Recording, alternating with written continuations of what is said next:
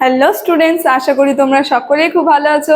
জ্ঞানজ্যোতি coaching centre পক্ষ থেকে তোমাদের সবাইকে আরও একবার স্বাগত। তো আমি মীরা ম্যাম, আমি আজকে তোমাদের সেন্টার থেকে আবার একটি নতুন টপিক নিয়ে চলে এসেছি।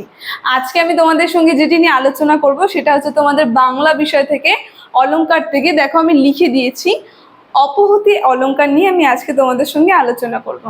আলোচনাটি শুরু করার আগে দেখো তোমরা বোর্ডের কর্নারে দুটো নাম্বার দেখতে পাচ্ছ। এটা হচ্ছে আমাদের জ্ঞানজ্যোতি কোচিং সেন্টারের অফিসিয়াল হেল্পলাইন নাম্বার। এখানে কিন্তু তোমাদের অনলাইনে ক্লাস করানো হয়, তার সঙ্গে তোমাদের নোটসও দেওয়া হয়। তো তোমরা যদি আমাদের থেকে নোটস পেতে যাচ্ছ বা অনলাইন ক্লাসে আমাদের সঙ্গে যুক্ত হতে চাচ্ছ, তাহলে এই উপরে দেওয়া নাম্বার দুটির সঙ্গে যোগাযোগ করো। ঠিক আছে, আমি আর কথা না বাড়িয়ে আমার টপিকটি শুরু করছি। প্রথমেই বললাম, দেখো আমি এখানে লিখে দিয়েছি অপিহূতি অলংকার নিয়ে আজকে আলোচনা করব। দেখো অপিহূতি অলংকারটা এখানে আমি সংজ্ঞাটা লিখিনি, ঠিক আছে? এই জায়গাটা আমি কিন্তু সংজ্ঞাটা লিখিনি, সংজ্ঞাটা আমি তোমাদেরকে মুখে বলবো, তোমরা একটু খাতা বের করে সংজ্ঞাটা লিখে নেবে, ঠিক আছে? আর তার সঙ্গে আমি বুঝিয়ে দেবো যে কি আসলে অপিহূতি অলংকারটা। তো উদাহরণটা আমি লিখে দিয়েছি, সেটা আমি বলছি। সংজ্ঞাটা যদি প্রথমে আমি তোমাদেরকে বলি, সংজ্ঞাটা বলার আগে তোমাদেরকে আগে এক লাইনে একটু কনসেপ্টটা ক্লিয়ার করি, অপিহূতি অলংকারটা আসলে কি।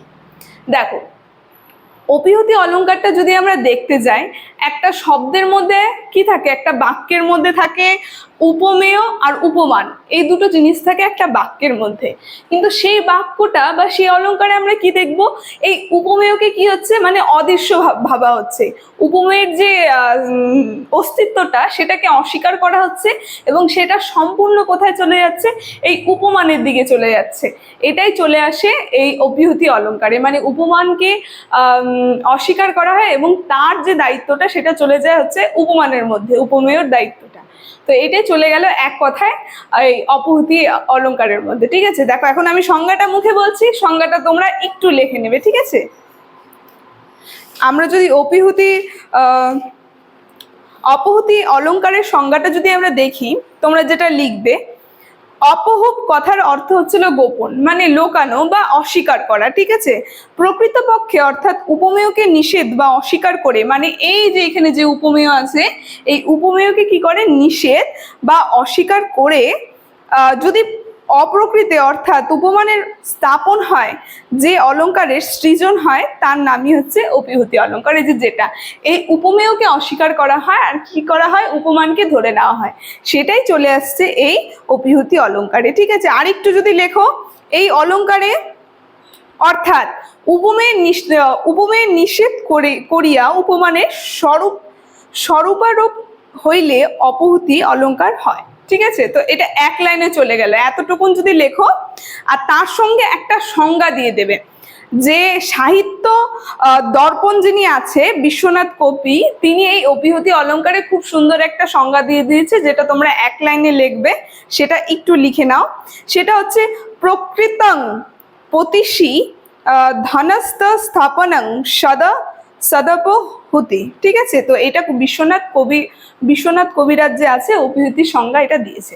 দেখো এতটুকুন হলো, সংজ্ঞাটা আমরা বুঝে গেলাম সংজ্ঞাটা কি ছিল।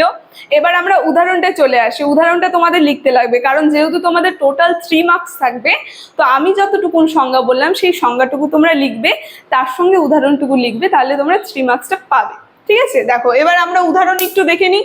উদাহরণে আমি লিখেছি, এত মালা নয় গো, এ তো মালা নয় গো, এই যে তোমার তরবাজি। মানে এই যে প্রথম বাক্যে মালা যে আছে, এটা হচ্ছে একটা উপমেয়। এই মালাটাকে অস্বীকার করছে, বলছে এটা তো মালা নয়, এই যে মালাটাকে অস্বীকার করলো বলতে উপমেয়কে অস্বীকার করলো। এই যে তোমার তরবাজি, এই যে তরবাজি, এই মালাটাকে অস্বীকার করে কি ধরে নেওয়া হলো, তরবাজিটাকে ধরে নেওয়া হলো, মানে উপমান থেকে ধরে নেওয়া হলো। তো এই যে বাক্যে উপমেয়কে অস্বীকার করে উপমানকে ধরে নেওয়া হচ্ছে, এটাই চলে গেল অপিহূতি অলংকারের মধ্যে, অপহূতি অলংকারের মধ্যে। তো আজকের আলোচনাটি অপহূতি থেকে আমার এতটুকুনি ছিল, আলোচনাটি আমি এখানেই শেষ করছি। আশা করি তোমরা বুঝতে পেরেছো। তো ভিডিওটি যদি তোমাদের ভালো লেগে থাকে, অবশ্যই like, comment, share and subscribe করে দেবে। Thank you.